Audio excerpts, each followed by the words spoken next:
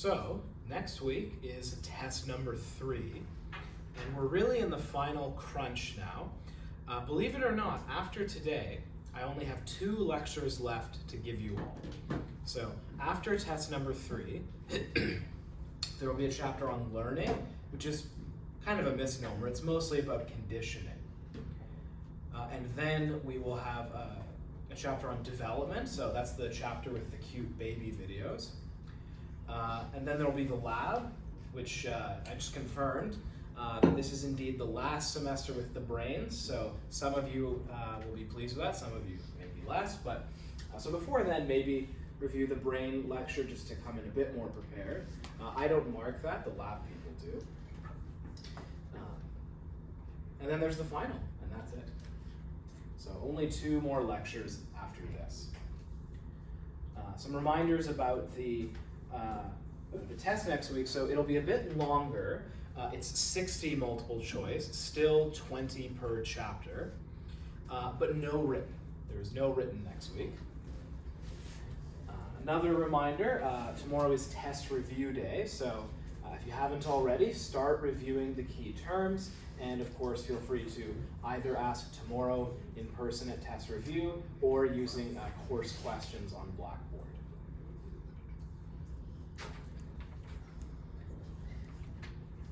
Today's topic is memory. So some of the stuff here is potentially relevant to studying for next week.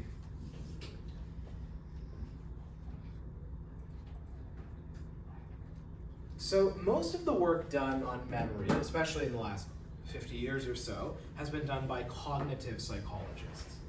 And if you take cognitive psychology here, so I took it here with David Prime, who later became my supervisor, which led to the bad joke that we were David squared. He teaches it well. And the standard cognitive psychology textbooks, around half of it, or close to half of it, is on memory. So a lot of the work in cognitive psychology is on memory. As a result, a lot of the terminology in this chapter is very reliant on the computer metaphor. So cognitive psychologists think of the brain or the mind as a kind of information processor, and they think of it in computational terms. So to start with, memory in this chapter is defined as the ability to store and retrieve information over time. So even framing it in terms of storing information is a kind of computational metaphor.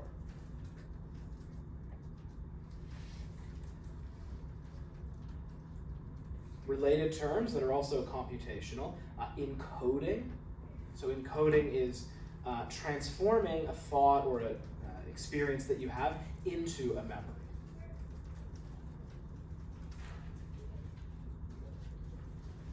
And then keeping that memory over time is called storage. And accessing it is called retrieval. So retrieval is accessing a memory. This can be further subdivided into recognition and recall. Recognition is when a stimulus that you've seen before or a piece of information that you've seen before is presented to you and you go, I've seen that before. I recognize it. Recall is the stimulus or information is not present. You have to bring it up yourself.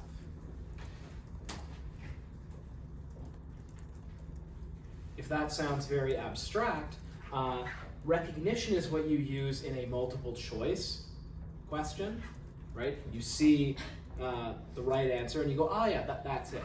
I remember that. Recall is what you use in a fill in the blank or a written question.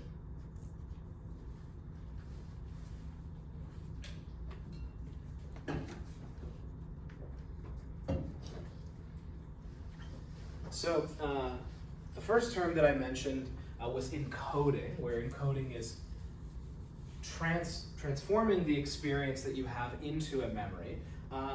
And not all forms of encoding are created equal. Some of them are more effective than others at getting the information into long-term storage.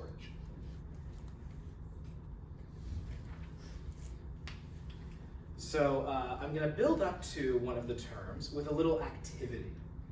This will seem a little bit silly, but there is a point to this. Although I shouldn't call it silly. One student in my Tuesday class managed to make a mistake with this. Good student, but you know, we all have our moments.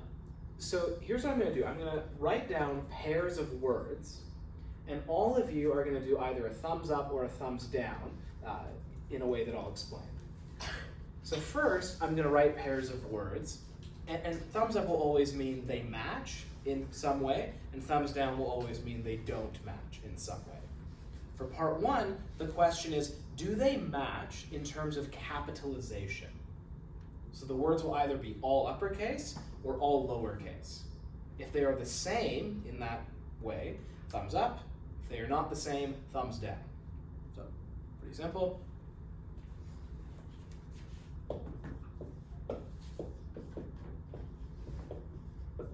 Okay, thumbs up or thumbs down.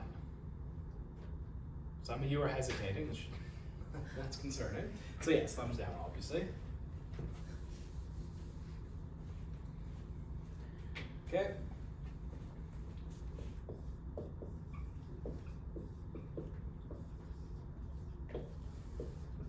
Thumbs up or thumbs down.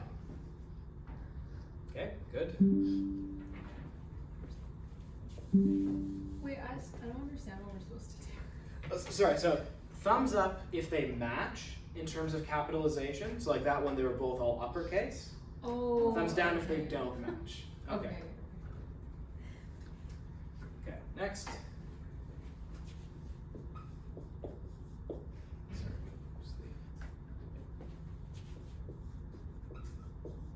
Okay, thumbs up or thumbs down. It's thumbs up. Sorry.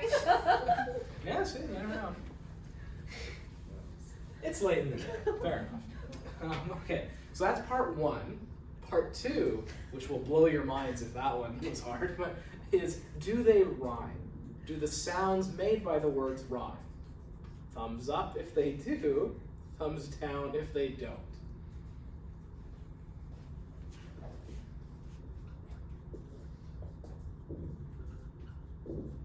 Okay. Good. See, there's hope for this class after all.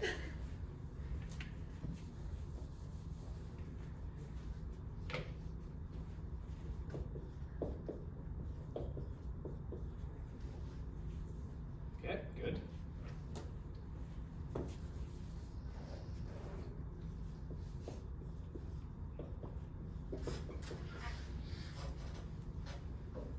Good.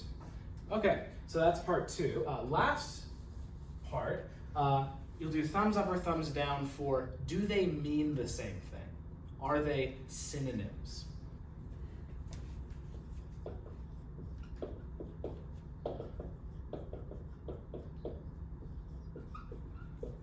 Okay, thumbs up or down. Good.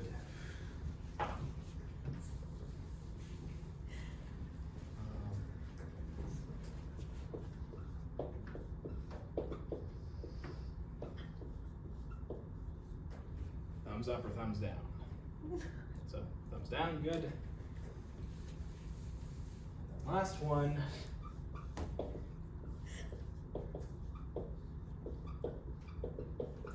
Thumbs up or thumbs down?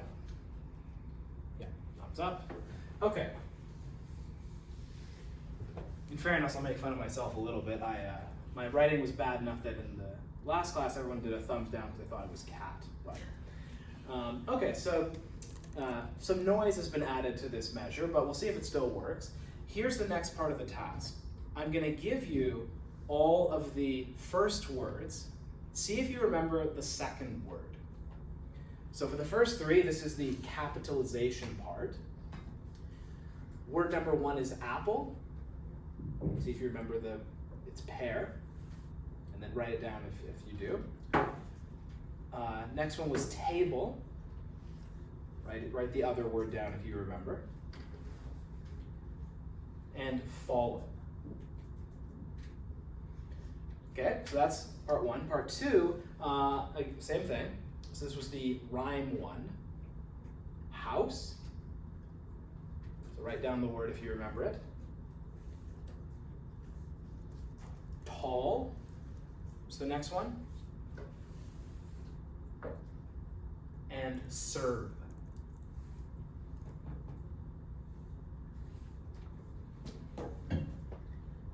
And then third part was, are the words synonyms? The first word was smart.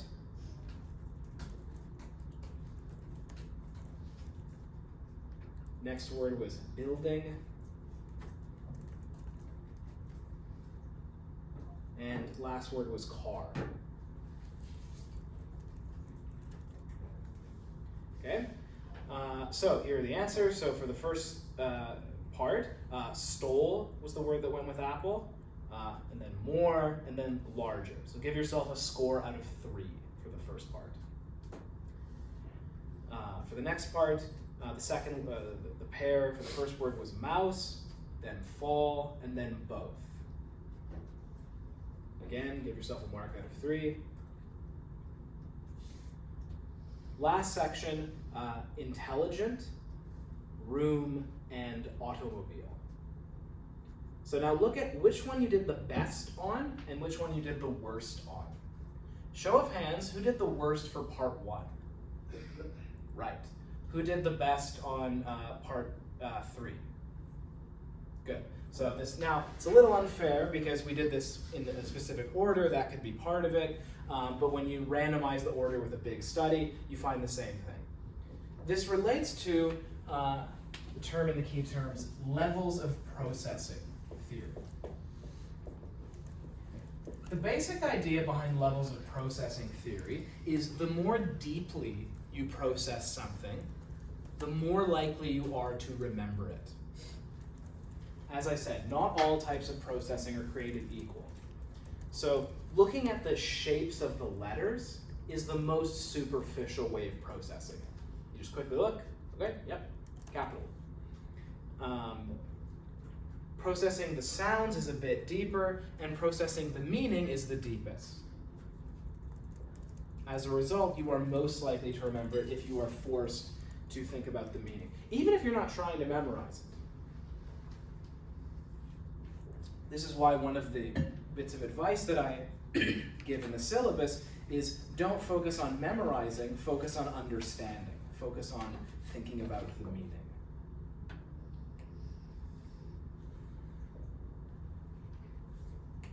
A related term to this is semantic encoding. So semantic means thinking about the meaning, and as this little experiment suggests, that's a better way of getting it into long-term memory. Another way of increasing the probability that it'll go into long-term memory is visual imagery. We actually did an experiment in class on this in chapter 2, right? When you would either just say the sound of 2 words, or you'd form a visual image of the 2 together. And forming the visual image leads to better retention. I'm going to show less of this to you all than I did to my Tuesday class, but as an example of the use that visual imagery can be put to, we're going to watch a bit of a Sherlock episode, a little bit of a fun example. Spoiler alert, so this is season 3, episode 3. I'll skip through bits of it to get to the punchline. But okay, so a little illustration of the efficacy of using visualization. And Magnuson's strategy actually goes back to the ancient Greeks. The fancy term for it is the method of loci. So ancient Greeks, when they wanted to memorize a speech or some other long set of pieces of information, they would visualize something, like say a path, and then different objects along the path, each one of which is associated with a different part of the speech or something like that. And it's a well-tested way of keeping information in your head. So psych degrees don't always come in handy, but if any of you are considering a job as a villain, there you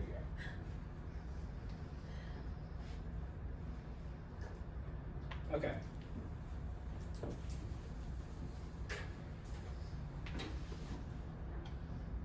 Another method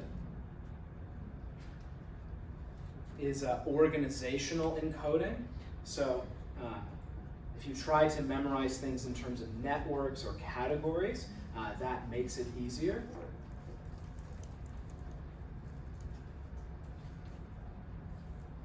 And actually, in a lot of models in cognitive psychology, we already do this quite a bit, just automatically. So there are a lot of different network models in cognitive psychology that attempt to explain how we store concepts in our head. So if you take cognitive psych, you'll see models like this. And one way to test this is, so the idea is so you have the concept fire engine, and it's very closely associated with concepts like red, truck, fire, etc. More somewhat related to the term house, and then terms like clouds are very distantly related. You have to go through several nodes before you get to a concept like clouds. And one way to test how closely related these terms are in our cognitive networks is you give people the following task. It's called a lexical decision task, which is just a fancy way of saying you're given sets of letters and you have to quickly decide, is it a word or not a word? So, this, not a word, right? So you get that, you click not word. You get the word apple, you click word. You have to do it quickly. If concepts are closer together in the network, and let's say you just got the word fire truck, and then you get the word red after, you'll click it faster than you otherwise would have. And the closer the concepts are in a network, the faster you are after getting another word close in the network. I don't think I have that listed in the key terms, but you might see that in cognitive psychology. The only key term is organizational encoding. So one way of memorizing things that's very helpful given how our brains process information is to organize it, is to put it into hierarchies or categories. Oh, and I should have used this term earlier, but the broad term for a technique that improves memory is mnemonics. So the method of loci is one mnemonic, for example.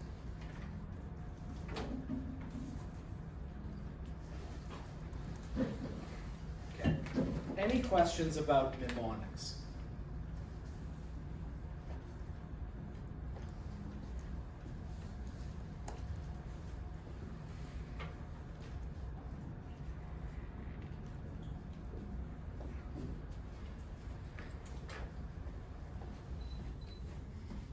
So, wow.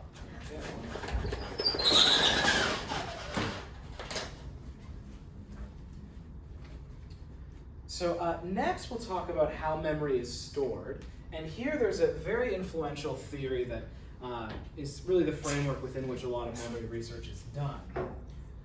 Following work on people like Henry Molaison, memory researchers have generally put memory, actually I'll put it over here just so more of it's in the video, into three buckets. Sensory memory, short-term memory, which is always defined incorrectly in movies, also called working memory. Those are essentially synonyms. And long-term memory.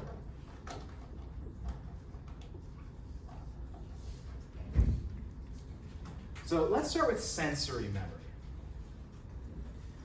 So sensory memory is highly detailed. You can take in a lot of information in here, but it lasts only for a very short period of time. It'll be somewhat different depending on which sense we're talking about.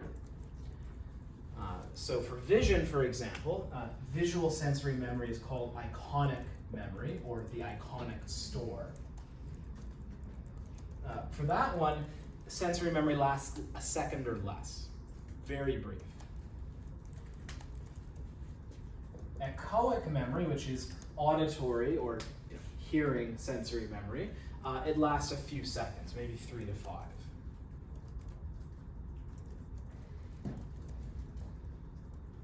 Now I'll just add, before I give some examples of the evidence for this, what determines what moves from sensory memory to short-term memory is attention.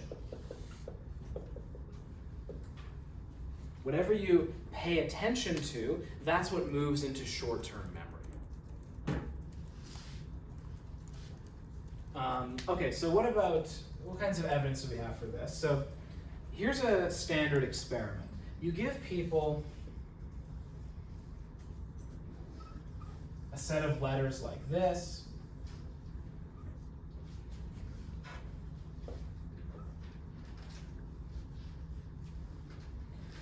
That B is bad even for me. And you flash them for a very brief period of time. And you train people that, okay, when you get a high-pitched noise, that means we're asking you about the top row, medium noise is the middle row, and low pitch is the bottom row. And you make it very clear. So you flash this image, and then after the image is gone, you hear the high-pitched noise, which means the experimenter wants you to say what the top row is. No matter which one you pick, which noise is made, people can get all three right. And you flash different letters every time, obviously. So flash 9 letters, take it right away, middle row, S-A-L, whatever. As long as it's right after. What that shows is they remember all 9. Because no matter which one you ask for, they can give you the entire row. But if you ask for all 9, people can't do it. And the reason is, once you talk for longer than a second or so, it's gone. So you have a highly detailed memory of 9 bits of information, but only for about a second.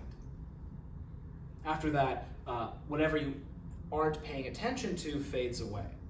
And the reason for this is, the brain is only so big, and even how big it is very costly, both in childbirth for women, but also in terms of energy. It's very expensive to keep the big brain going.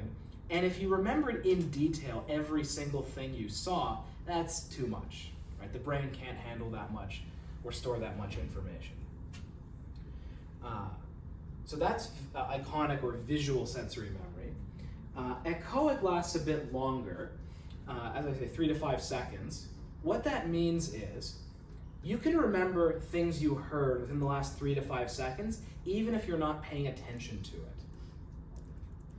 So I'm sure all of you have had the experience of either yourself or someone else listening to something, and you can tell they're not paying attention. So maybe it's you, maybe it's your partner. So let's say you're the one talking. You look at someone and they seem like they're not paying attention, and you say, "Hey, what did I just say?" You actually technically shouldn't do that. You should ask, what did I say like 10 seconds ago? Because they can probably say what you said in the last 3 to 5 seconds, even if they're not paying attention.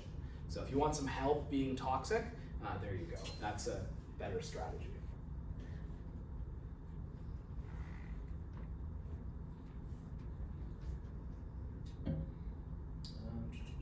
And again, just a real world example. Imagine you're walking on a trail, you see a woman walking by you, there's some squirrels in the tree nearby or whatever. If after the woman passes, you ask right away, what color were her shoes, you'd remember. 3 or 5 seconds go by, probably not. Unless you're paying attention to it and thinking about it afterwards. Oh, I guess, one other example is think back of the color-changing card trick that I showed last week, where the color of the background changes, the color of their shirts change, but it happens in more than a second, between in terms of the interval. And so unless you were thinking about the color of that dude's shirt, it's not in your mind anymore. You no longer remember it, and therefore don't notice the change. Okay, what about short-term memory. So short-term memory, sometimes called working memory, this is what you are consciously thinking about and paying attention to. So it's sometimes called working memory because it's what you use when you're solving a problem. So if I asked you to do a math problem in your head that involved multiple steps, you have to solve one bit and then remember your solution to that part and then solve the next part and so on. So to do that, you're using your working or short-term memory. And in fact, a lot of elements of the IQ test essentially measure working memory. It's an important component of it.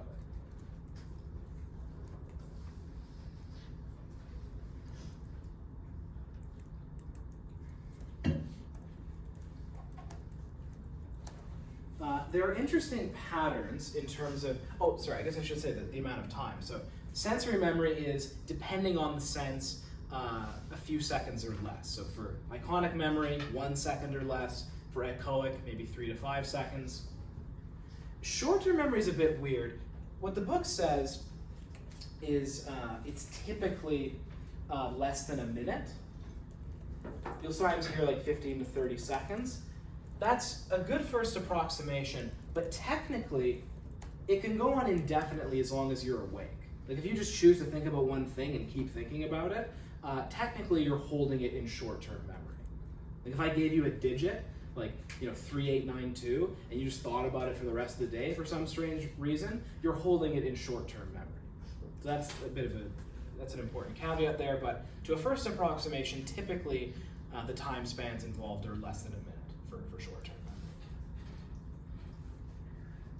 memory. But there are interesting patterns, and we'll do a little activity for this.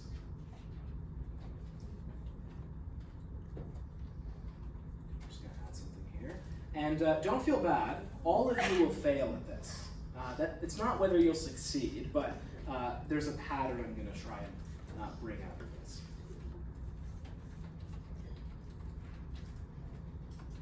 Okay, so I'm going to read a list of words, and I want you all to try to memorize them. No writing down or anything.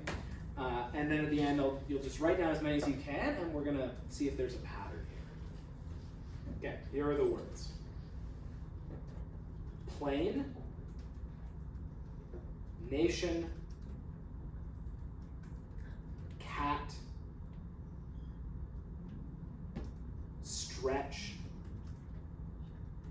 there shouldn't be typing, attack, lettuce, playground, suit, pig, request, appliance, vest, baby, volcano, crack, north, society, book. Okay, write down as many as you can.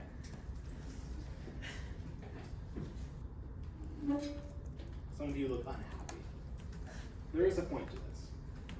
Okay, so even if you haven't gotten all the ones you remember, here's what I'm going to do. So I've divided these into 3 parts, just the first third, middle third, and last third.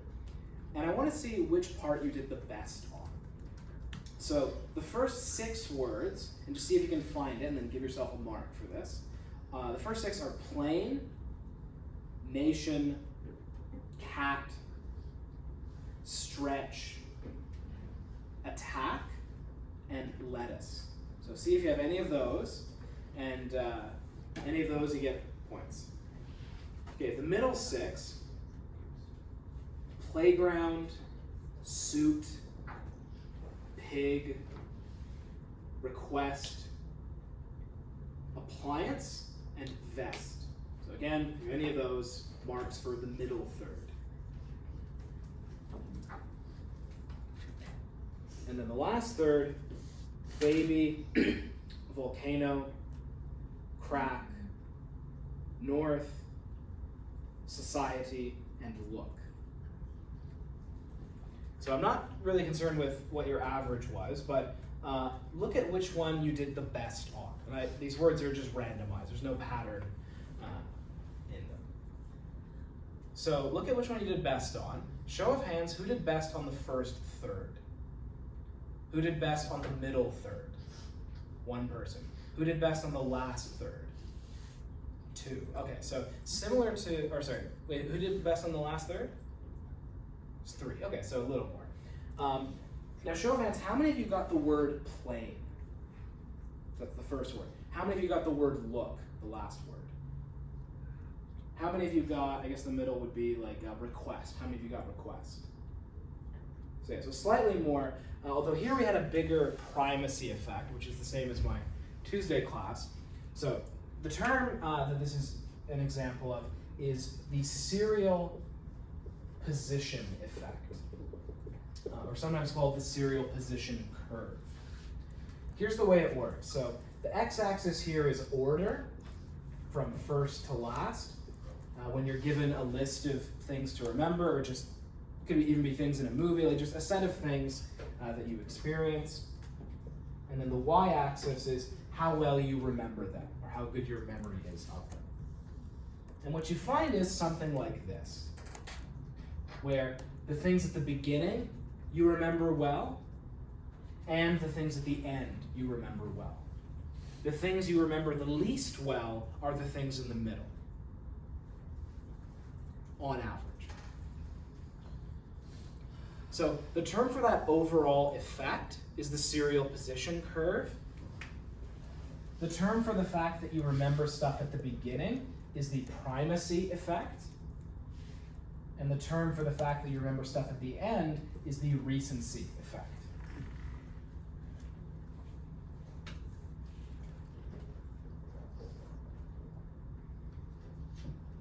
So what's the reason for that? The reason for the primacy effect is things get transferred into long-term storage more efficiently. There's less confusion, less things to distinguish it from.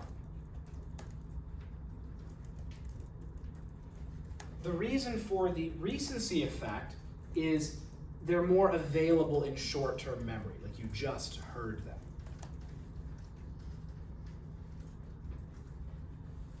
And the primacy effect is more robust for the following reason. So I just said that the recency effect is because they're more available in short-term memory.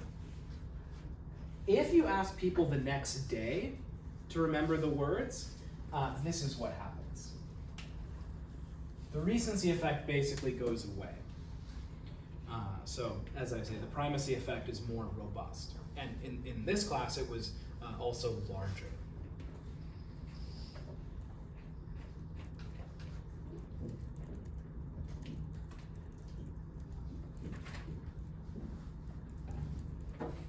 Does that make sense?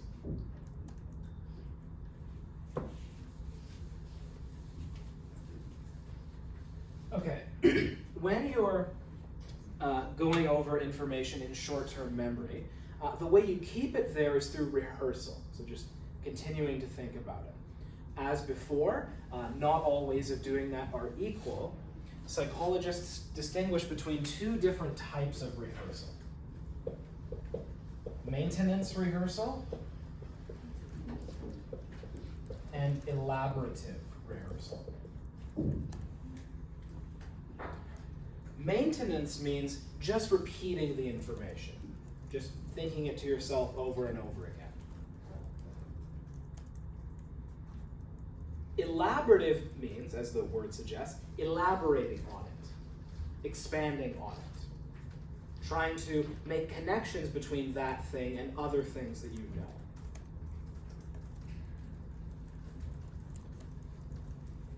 And that second one is more likely to get the information transferred from short-term to long-term. So to use a concrete example, suppose you're trying to memorize when the Declaration of Independence was signed in the US. So when was it signed? Does anyone know the year? Yep, 1776. So if you're trying to remember that, if you're using maintenance rehearsal, you would just say it over and over again. 1776, 1776. Elaborative rehearsal would be, okay, 1776, right, it was signed in Philadelphia. That's the year after the Battle of Bunker Hill, which is 1775. You can think about the context and the causes. All of that would be elaborative rehearsal. And this is a bit of a, I'm going on a bit of a limb here, but if you think about how memory is actually stored, it's stored as connections, especially in the cortex.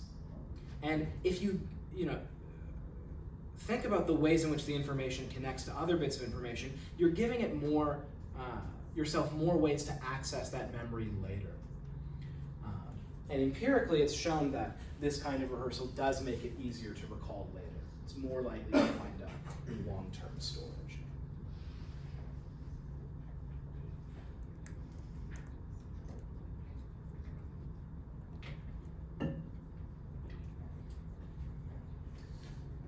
I showed this in my Tuesday class, although I'll say now, don't worry too much about this. You'll see more. Oh, yeah, I turned it off. Actually, I don't even really need to show it. Here's what I'll say. So you'll see the terms, these are components of short-term memory. Terms like central executive, visual spatial, sketchpad, those should be in the key terms, right? So only worry about the term central executive. So central executive, sometimes called executive functioning, is your ability to consciously control what you focus on when you're using short-term memory or processing a problem using short-term memory. The other ones are different resources that short-term memory has access to. So the visual spatial sketchpad, episodic buffer, and phonological loop. Those aren't on the test. You'll see those if you take a cognitive psychology course. But you should know that the term central executive is associated with short-term memory. Nudge, nudge, wink, wink.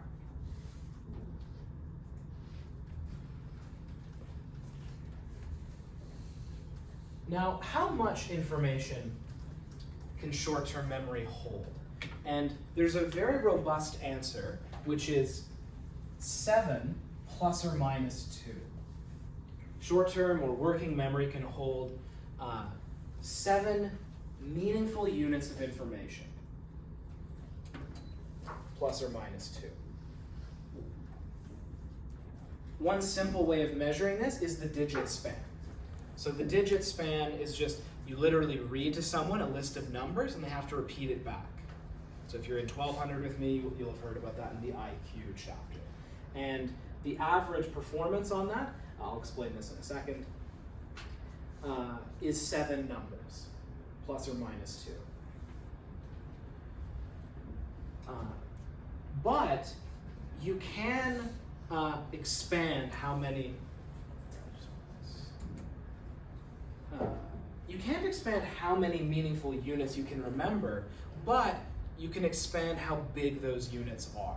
And I'll do a little demonstration of this. I need 2 volunteers. Who wants to be a guinea pig? Not all at once, please. Okay, I have 1, okay, another 1. Okay, all right, go outside, and then you come up here.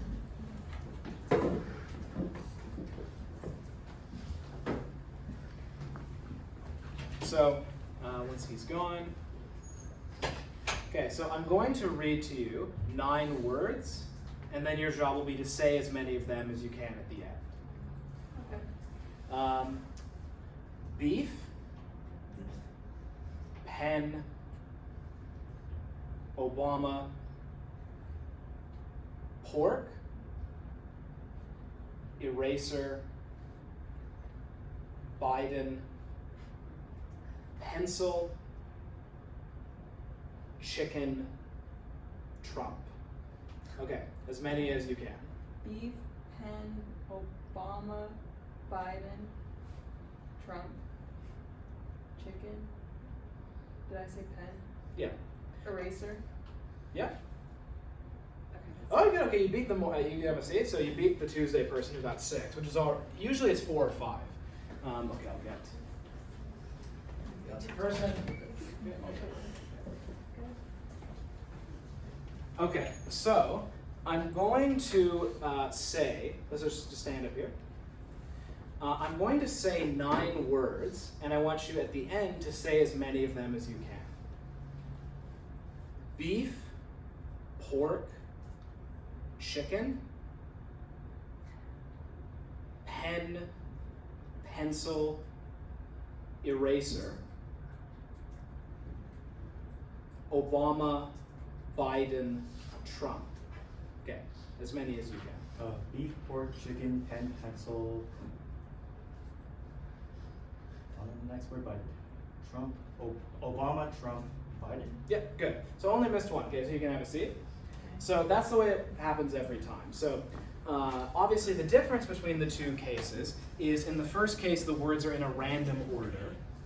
And you messed it up a bit because you were pretty close to him, but usually 4 or 5 in that case.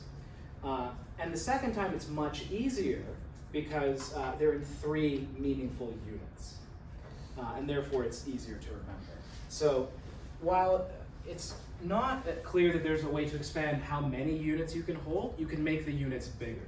The term for that is chunking. So chunking is a term for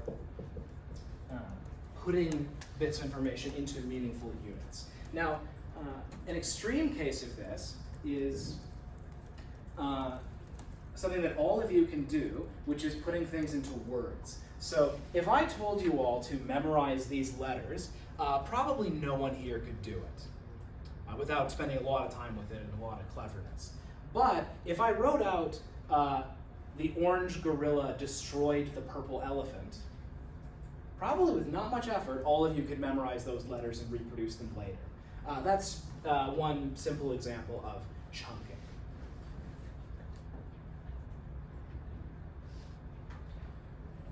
Okay.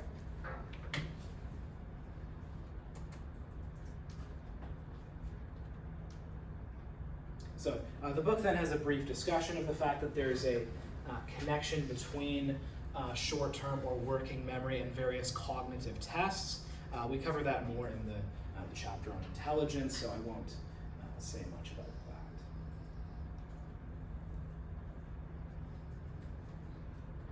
that. Okay, so now the last type of memory is long-term memory.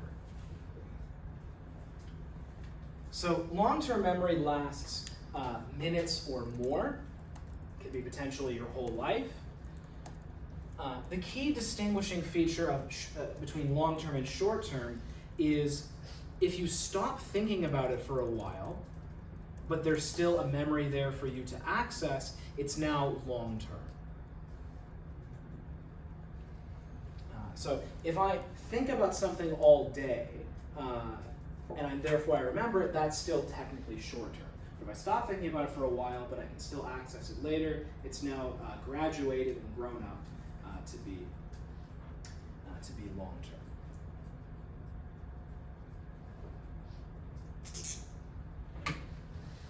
Any questions about this before I erase? Oh, yeah. Well, then how long is a while? That's a good question. I'm not sure if there's we'll say a minute. There's probably a better definition than that. I won't test you on how long a while is. Good question.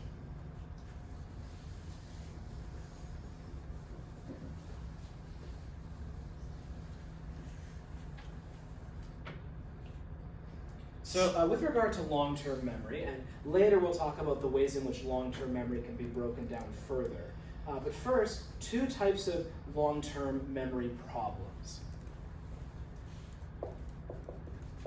Anterograde amnesia and retrograde amnesia.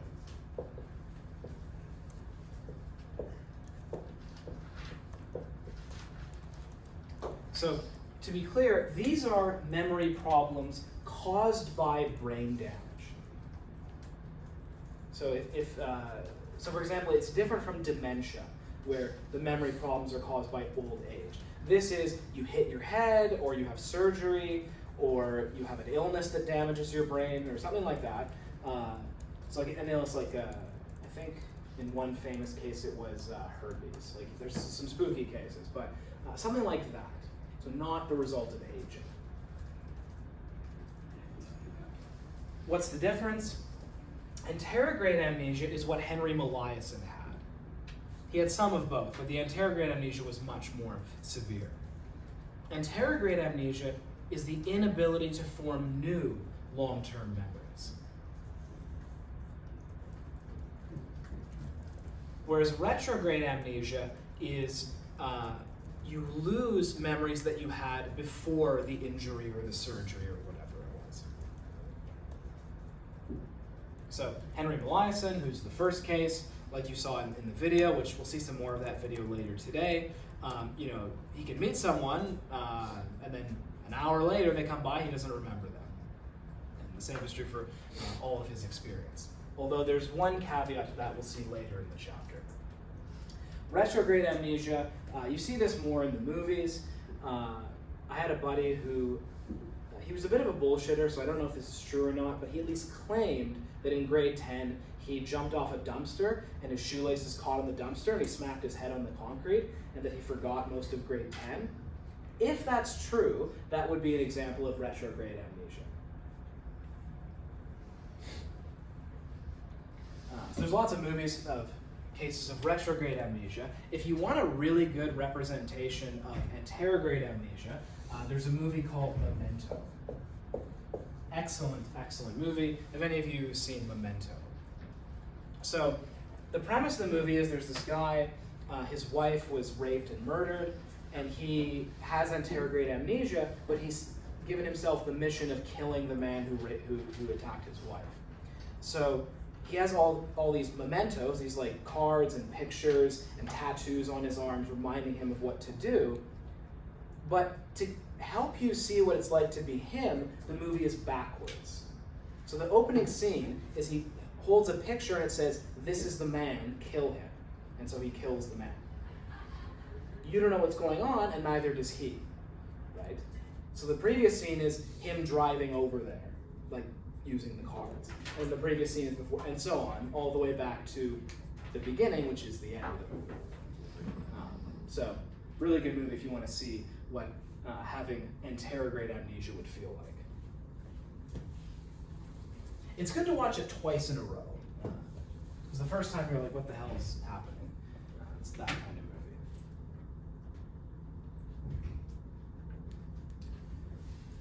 movie. Okay. Now, as I say, dementia is distinct from this. Dementia is caused by old age.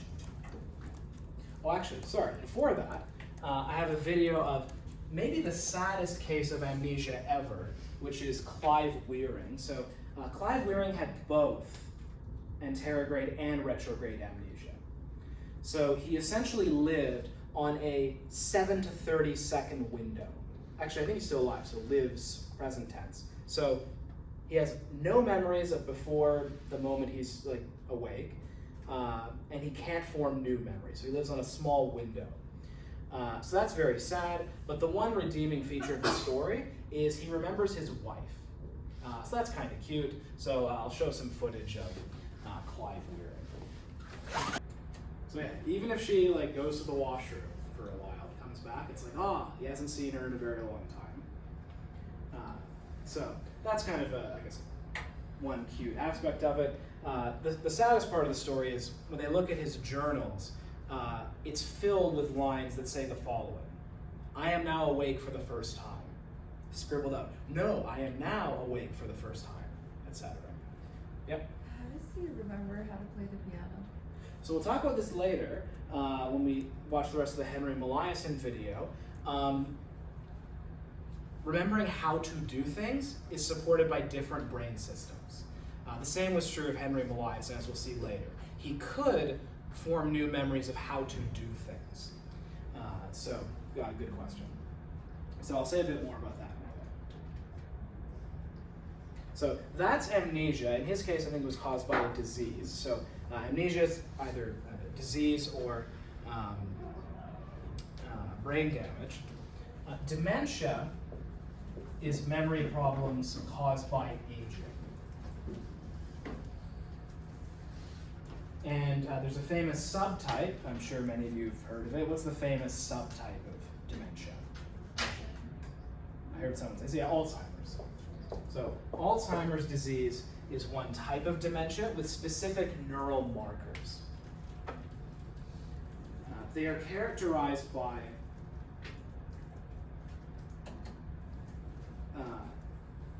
neurofibrillary tangles and amyloid plaques. So if I remember correctly, you can't actually see these until you do the biopsy when they're dead. Don't quote me on that, but I'm pretty sure that's right. And this is what they look like. So compared to a healthy brain, the neurons will look like this. And this leads to severe neural decay. So this is a little sad, but here's the comparison between a healthy brain and the brain of someone with advanced Alzheimer's. So you can see there's a lot of atrophy, right? A lot of brain matter is gone. In particular, if you look here at this hole, this big gap, the hippocampus, when it's healthy, is around there. So there's a lot of atrophy in the hippocampus, which makes sense given what we learned back in chapter 3. The hippocampus is part of what's involved in transferring memories from short-term to long-term.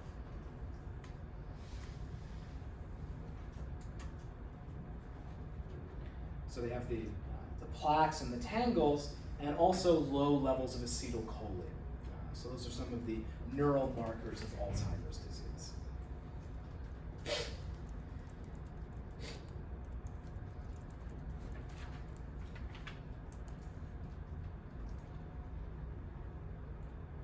So how are memories stored in the brain? So the hippocampus is important for transferring memories from short-term to long-term. When it's in short-term, it's the frontal lobes that are really involved. That's just, continuing to think about it. When it's transferred to long-term storage, the hippocampus is what kind of initiates that process, but the memories are stored as strengthened connections in the cortex.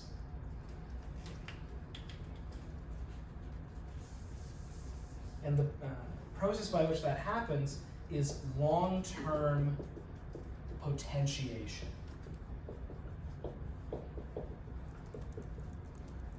So that's the physical mechanism. The simple definition is it's the process by which connections between neurons become stronger. That's the one sentence definition to write down. It's the process by which connections between neurons are strengthened. So what happens is the hippocampus sends glutamate throughout the cortex, and it's an excitatory neurotransmitter, and this leads to the connections being stronger. And when I say stronger, I mean they're more sensitive to stimulation. So a neuron can send less of a signal and still get the next one to send a signal.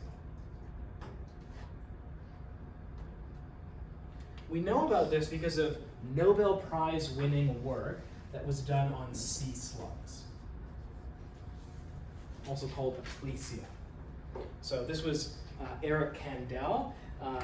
Sea slugs are really convenient because they have really big neurons. They're big enough that you can see them with an ordinary magnifying glass. So it's really easy to study the changes that occur. So Kandel did some simple association work, where you conditioned reflex work with the animals, and found that the mechanism by which the Aplysia learned conditioned reflex was through long-term potentiation. You look in the hippocampus of a human, it's the same process, just way, way more neurons than the sea slug.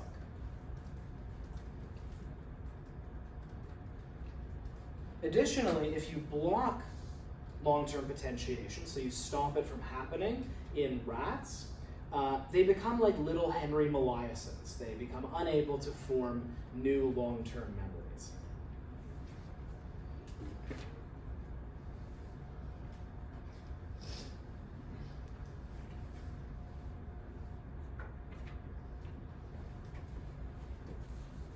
Any questions before I erase this?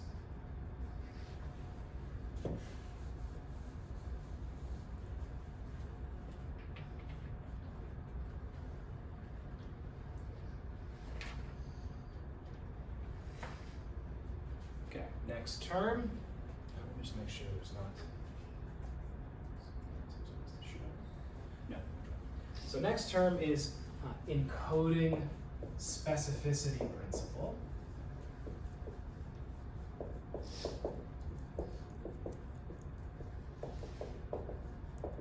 Here's the basic idea.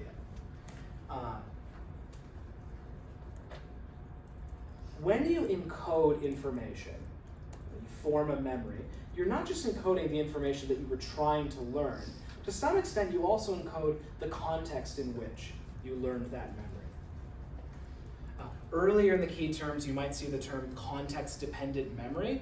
You can erase that. The book uses this term, that's good enough. So a concrete example, the room you're in.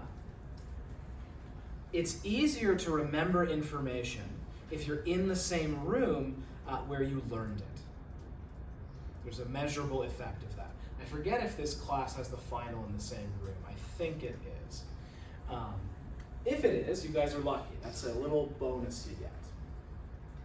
Yeah, I think it's 1200 where it's in a different room, the 1200 Thursday class. But in any case, but here's an example from everyday life. I've had the following experience many times, I'm sure some of you have had it, where you walk to a room to do something or to figure something out, you get to the room and you forget.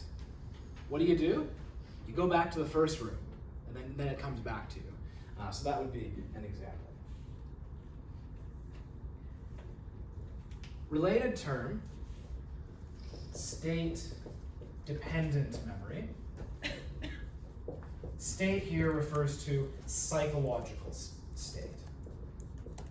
It is easier to remember something if you were in the same psychological state that you were in when you learned the information. So if this week, when you're studying for the test, you're very depressed, make sure you're depressed when you come to take the test. I can't say this as confidently as I did at the U of A. So when I was teaching this class at the University of Alberta, there were 300 students in front of me or more. And I would say, I'm very confident that the number of you who are high is not 0. In this class, maybe. So if hypothetically you come into this class high every time, you should be high for the test. Of course, it's better to be not high and not high, but if you are high when you take this class, I would recommend being high for the test. So maybe I'll edit that out. Got that first year review at the end of the year. We saw that in class, you're recommending that students get high. Might not be good.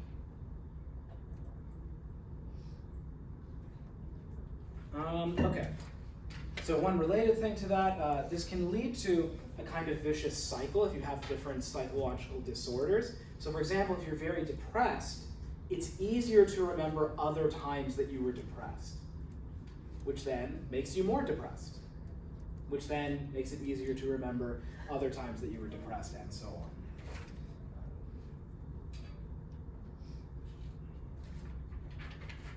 Okay. Any questions? Let's take 10. Come back at 5:02 and we'll go from there. Okay, let's keep going. So an important idea, and this will come up again later when we talk about Elizabeth Loftus. When you access a memory or retrieve it, you can change it. We like to think that memory is like a video camera, and that the memories are faithfully stored away, but each time you access it and reactivate that pattern of connections, you can change the memory. And we'll see some specific examples of that, but just to make that idea intuitive, think about a time that you went camping or something, and there was some funny story. And then you either think about it later or tell it to someone else.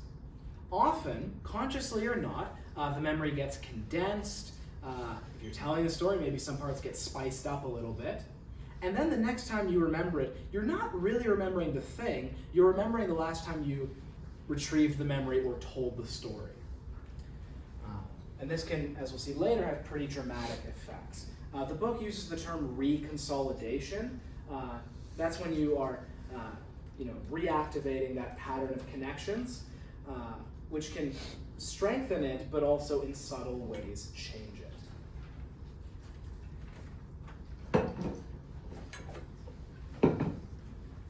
Okay, so we saw those three buckets of memory. So we're still on the last bucket, which is long-term memory. Long-term memory can be broken down further.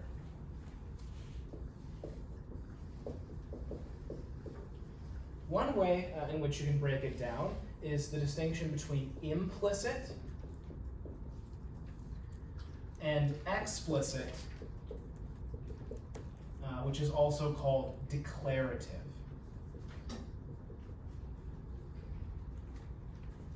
Explicit or declarative memory, these are memories that you have conscious access to. So one of the words is declarative. If you can declare it, if you can talk about it, it's explicit. If you can't talk about it, it's implicit.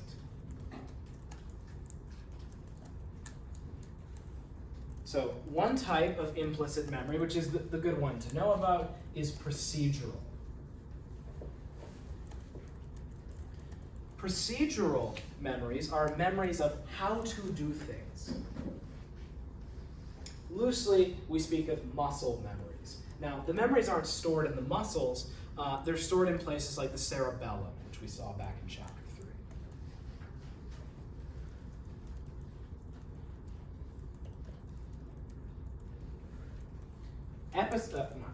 Explicit or declarative memory can further be broken down into episodic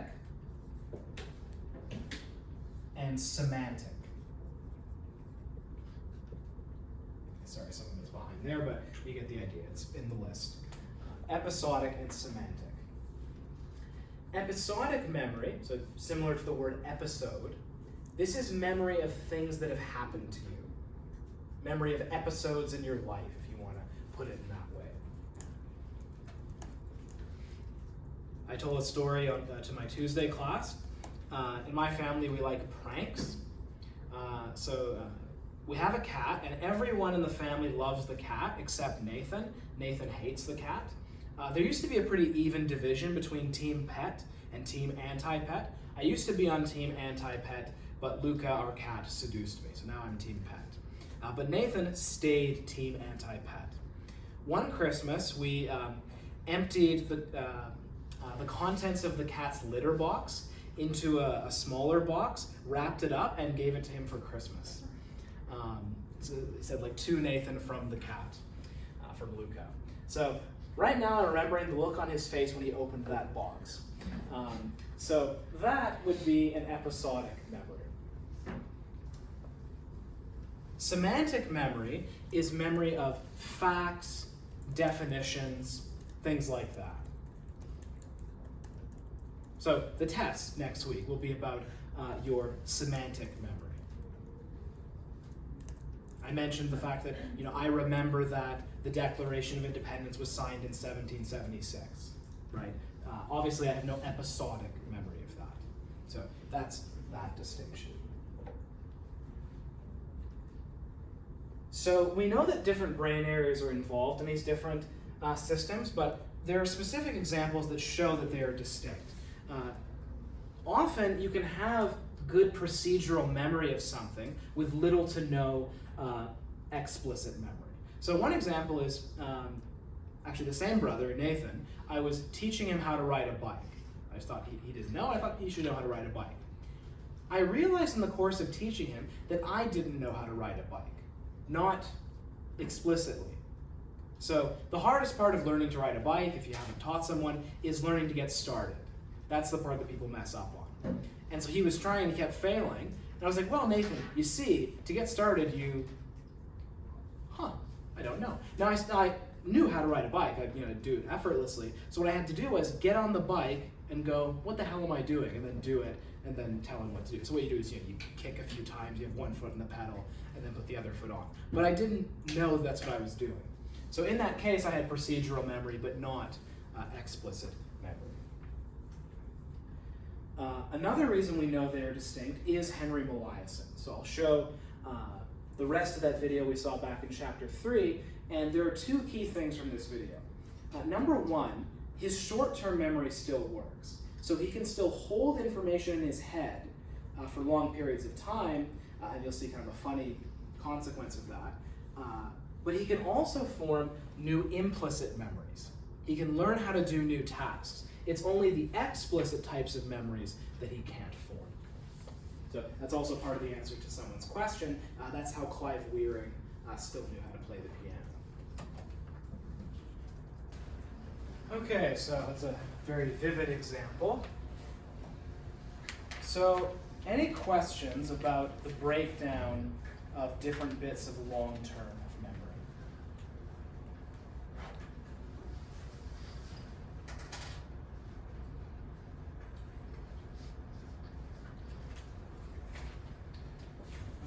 Okay.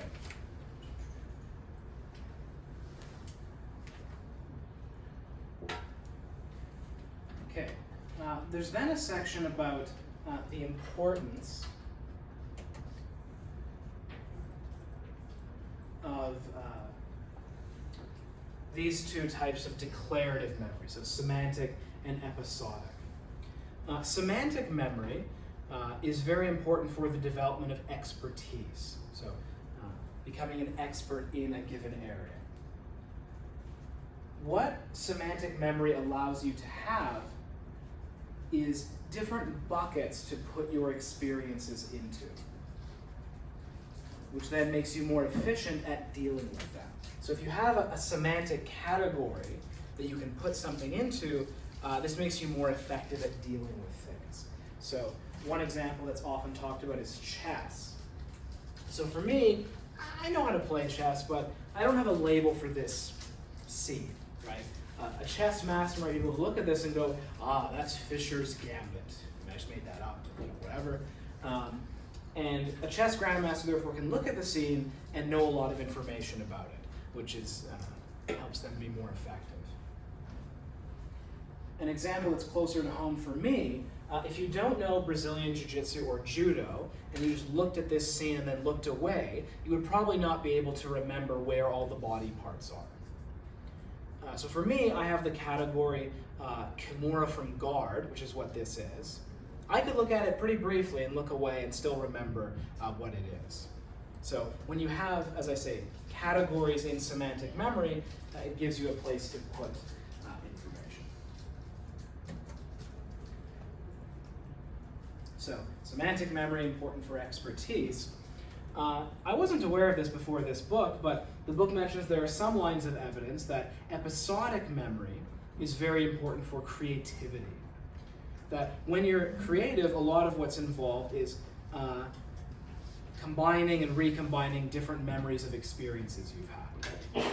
This is not an area in which I'm an expert, but the book mentions there's some connection, there's evidence for a connection there.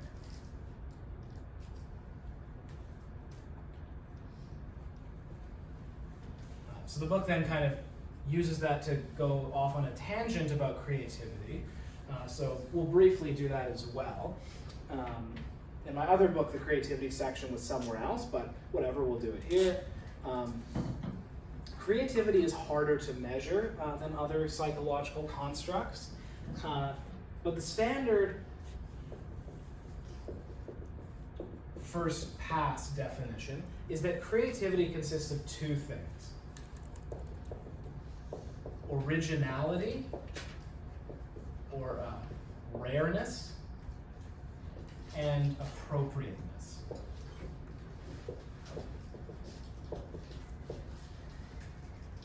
Before getting into those two, we're going to do a little activity. This is a real creativity test. I don't know how to score it, so you will not find out what your score would be, but you'll see how it works. I want you to write down as many uses for a brick as you can think of. So different things you could do with a brick.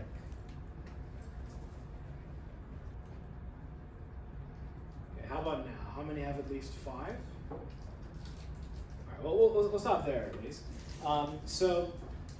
Give me some examples. Who thinks they have a really creative example? People are shy in this class. No one wants to say. Yep. You could break it into a powder and use it as paint. Okay, breaking a powder used as paint. Okay, I've heard clay. I don't think I've heard paint before. Other answers. Yep. Crush something with it. Okay. Maybe you could try to use it as like a makeshift sundial. Makeshift sundial. Okay, that's a first. I haven't heard makeshift sundial before. So, okay, good. So, I will say in passing, it's only happened a handful of times when I've taught, but I like to laugh. I come from a family that likes to laugh, and it was just the way this one student said this. I don't know if I've told this story before here, but one student, he had kind of like a bro voice. He was like, "Oh, you could make it into a pet, like a pet rock." I lost my mind. Like, I couldn't stop laughing. Eventually I had to just say, okay, we're taking a 1-minute break, and like sat my face in my hands and let it all out. So how do we go about determining what counts as a creative answer to this task? Based on this, it needs to have 2 features. One is it has to be original or rare. So imagine we gave this test to 1,000 people. So how many of you put you could hit someone with it? Right, and there's nothing wrong with that, but that wouldn't count as a creative answer. If almost everyone gives it, well, it's not creative. But it also has to be appropriate. So the example I give is, if I wrote down a brick would make a really good t-shirt, it would be rare.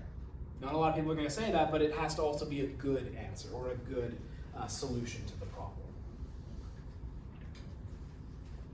Funny enough, there's some evidence that certain psychological disorders are associated with better performance on tests like this. So for example, ADHD. People with ADHD perform better on tests like this, which is kind of interesting.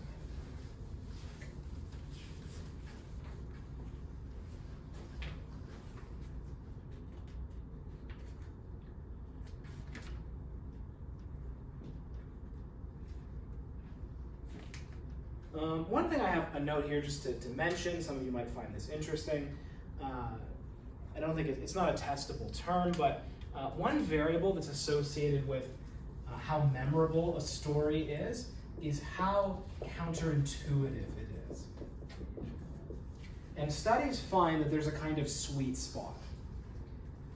So stories that are not counterintuitive at all, so there's no miracles, no twists, nothing unusual, not memorable, boring. If it's too counterintuitive, it's almost confusing. So then also not easy to remember. So if there's tons of miracles or tons of plot twists, not memorable. So the sweet spot is in the middle. Several studies find that.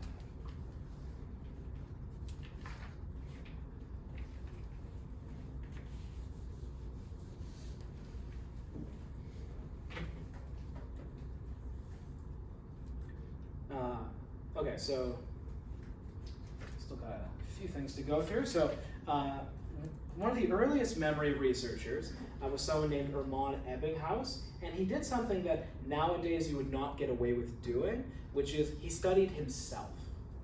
So nowadays you need a sample, but the patterns he uncovered have been replicated. What he found was, as a really simple study, he had a machine that generated nonsense syllables, so combinations of letters that make a sound but have no meaning. And he would try to memorize them and then test himself at various points. And there was a very reliable, what's come to be called a forgetting curve, where there's an initial drop-off over the course of hours, and then over time it kind of flatlines the amount that you remember. Nothing too fancy. That's the contribution of Ebbinghaus. So he should be in the key terms. So one way in which we lose memories is just through that, what's called transience. Just over time, so memories are transient, they're not necessarily permanent, and you tend to lose them. Especially if they're not transferred well into long-term memory. Another thing that can mess with memories is interference. Interference is where one memory messes with another memory.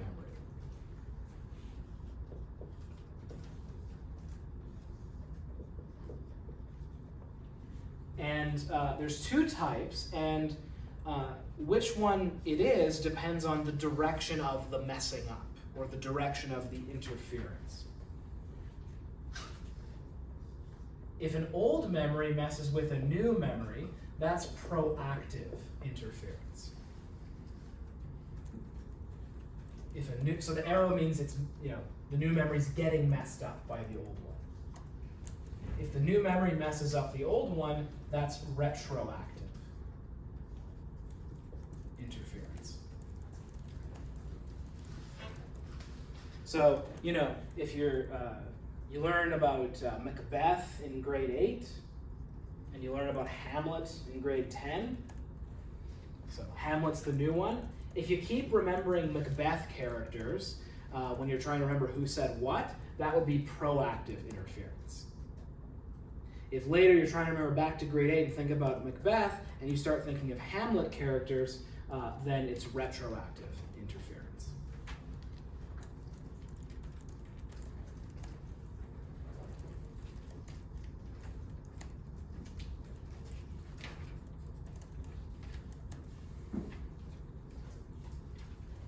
Any questions?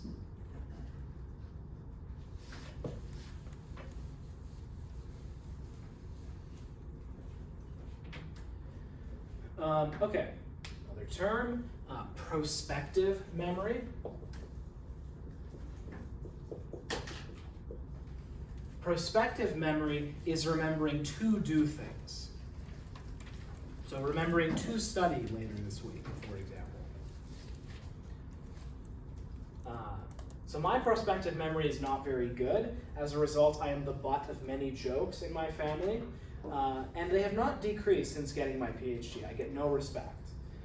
In fact, now the jokes, if anything, have gone up. Because now it's like, how did you get into graduate school again? So like, for example, if I'm visiting my parents' house and my mom says, oh, go downstairs and get eggs or something for me, I fully intend to do it. By the time I get downstairs, anyone's guess as to whether I'll remember to do it. This relates to the term that's in the book, which is absent-mindedness, which is the same essentially as what it means in ordinary speech. There is the absent-minded professor stereotype, and perhaps some truth to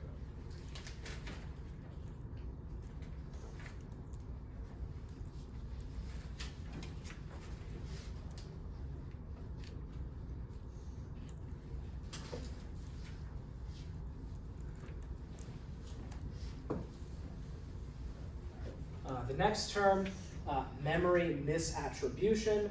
This is when you attribute a memory to the wrong source. So, let's say in this class, let's say you watch Paul Bloom's lectures, which I have linked to in the syllabus, because you want to hear from someone else. And, I say something, and later you say, Paul Bloom said such and such. If you remember Paul Bloom saying it, that would be memory misattribution. Which is a failure of what the book calls source memory. So source memory is remembering where you learn something or where a memory comes from.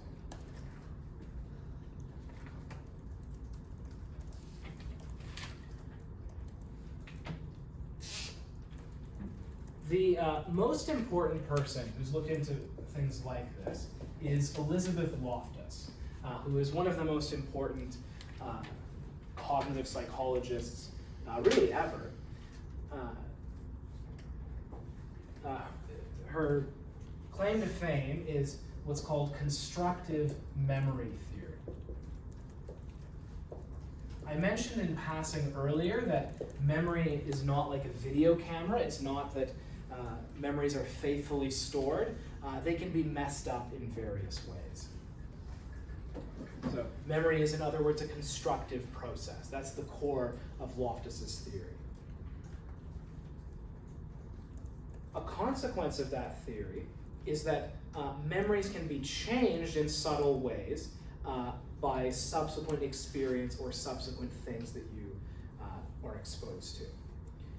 So as we'll see in the video, a lot of her work involved, you show someone a scene of some kind, and then you ask them different sorts of questions, depending on which condition they're in.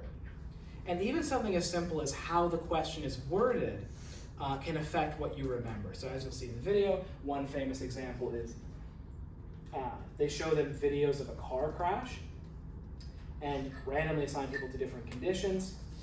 One condition gets asked, how fast were the cars going when they hit each other?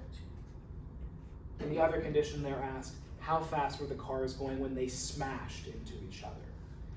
Unsurprisingly, it is surprising if you're not thinking in terms of constructive memory theory, people who get the smashed question report that the cars were going faster.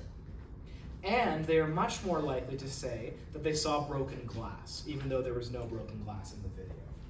So we'll show a video of Loftus talking about this. And actually, funny enough, she has an example from her own life that she's given in other footage.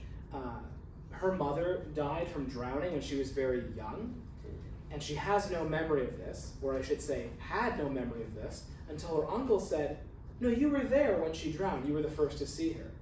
She was like, is that right? I'm not sure. And then, in fact, she later had a very vivid memory of this.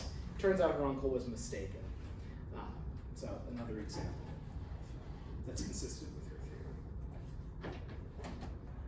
theory. Okay, so now that's actually relatively mild compared to another bit of work done within this tradition.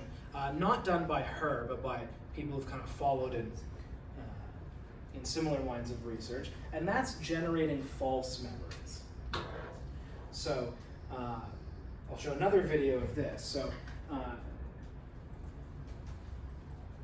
in the video I'll show, they show people a number of pictures from their childhood, most of which are true, but one of them, a picture of them as a kid, has been photoshopped into a hot air balloon. And they know from the parents that the kids have never been in a hot air balloon. And a large percentage of the people, by the end of the week, report remembering that they were in a hot air balloon. So the video will speak for itself, and then we'll go from there. So there's then a section on the ways in which bias can influence what you remember. One funny example that the book gives is people are likely to remember being more pro-women's rights than they in fact were. So attitudes have changed over the last many decades, and people are likely to shape their memories to be more consistent with the way they are now. That's one example the book gives. Any questions about constructive memory theory?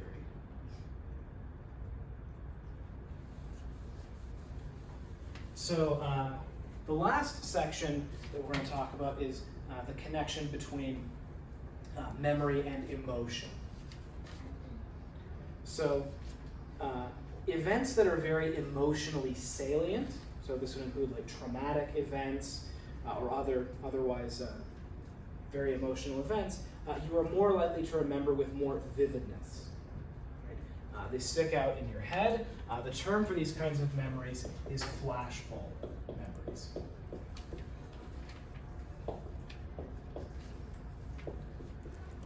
There's a neurological reason for this. So the hippocampus is sort of like a tube-looking thing in the middle of the temporal lobes. And at the end of each kind of arm of the hippocampus is the amygdala. And you can think of the amygdala's function as being, ring, ring, pay attention to me. The amygdala, of course, being an emotion center of the brain, to a first approximation. I think I gave the example in chapter 3 of, remember your experience of walking up towards class 2 weeks ago. Probably not much there, but if someone had punched you in the face on your way up, probably you would remember it. But as the book says, just because a memory is emotionally vivid doesn't necessarily mean it's accurate. So flashbulb memories are more vivid, but they are still subject to the kinds of biases and influences that we saw in the section on Elizabeth Loftus.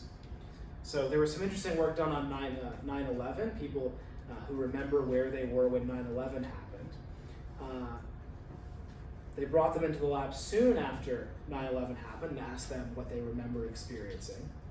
Bring them back a long time later, the memory is a bit different. And even though they're very sure, like, no, this is what happened. And even if my supervisor, David Prime, lectured on this, even if you show them, you said something different right after it happened, many of them will say, no, I know that I'm right now, because the memory is very vivid. As an aside, that same professor, David Prime, said that he was talking with his friends about this, about how around 50% of people, like say in the hot air balloon case, can be induced to have a false memory of being in the hot air balloon. And my supervisor's friends would say, oh, that would never happen to me. I'd be one of the other 50%. To refute them, my supervisor would then create false memories in them. I guess that tells you something about the kind of friend he is. But he would, just say, okay, sure. And then over the next few weeks, he would say, oh, remember when you, me, and Tom were in the woods and played capture the flag or something? And they'd be like, I don't think so. And then within a week or so, they'd have a vivid memory of it. Try it out. See if you can make false memories in your friends.